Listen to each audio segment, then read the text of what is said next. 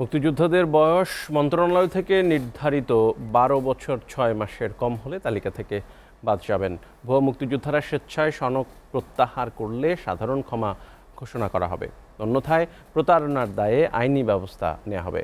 বিকেলে বুদ্ধিজীবী দিবস এবং বিজয় দিবসকে সামনে রেখে মন্ত্রণালয়ের এক সংবাদ সম্মেলনে এসব জানিয়েছেন মুক্তিযোদ্ধা মন্ত্রণালয়ের উপদেষ্টা ফারুকী আজম। সঞ্জিদা পিয়ার প্রতিবেদনে বিস্তারিত।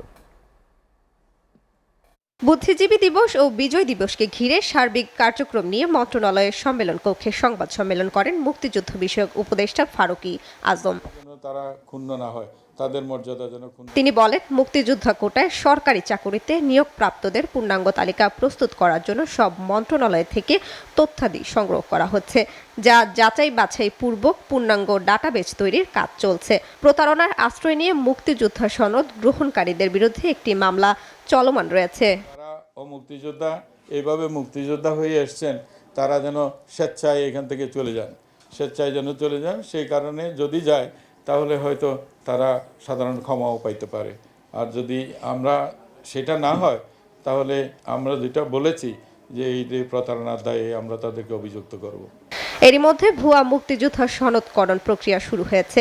উপদেষ্টা জানান, মন্ত্রণালয় নির্ধারিত বয়সের কম হওয়ায় তালিকা থেকে বাদ যাবে ২,১১১ জন। মুক্তিযোদ্ধাদের মন্ত্রণালয় থেকে মুক্তিযোদ্ধাদের বয়সের একটা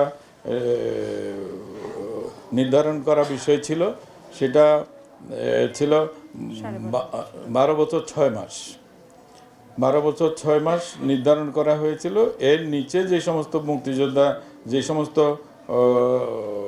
যারা মুক্তিযোদ্ধা হয়েছেন তাদেরকে বাতিল করার ব্যাপারে সিদ্ধান্ত হয়েছিল। এই সমস্তগুলা জেলাওয়ারি আমার কাছে এটা একটা তথ্য তালিকা আছে। এর সংখ্যা হচ্ছে ২,১১১।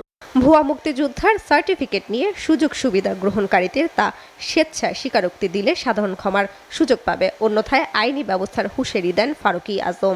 তালিকা করার বিষয় হচ্ছে, অনেক অভিযোগ আছে যে মুক্তিযোদ্ধার সন্তান না হয়েও নানানভাবে সার্টিফিকেট ইত্যাদি সংগ্রহ করে মুক্তিযোদ্ধার সন্তান হিসেবে চাকরি নিয়েছেন এবং সুবিধা নিয়েছেন।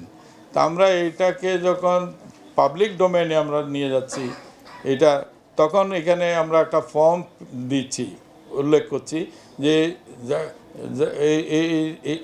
কারো যদি জানা থাকে, কারো ব্যাপারে যদি এই ধরনের আপত্তি আসে, আমরা যেন দ্রুত সেগুলি যাচাই করতে পারি। আর যাচাই করার পরে যদি প্রমাণিত হয় তিনি মুক্তিযোদ্ধার সন্তান নন, তাহলে আমরা তাকে আইনের আওতায় আনতে পারবো। সঞ্জিদা প্রিয়, এসএটিভি, ঢাকা।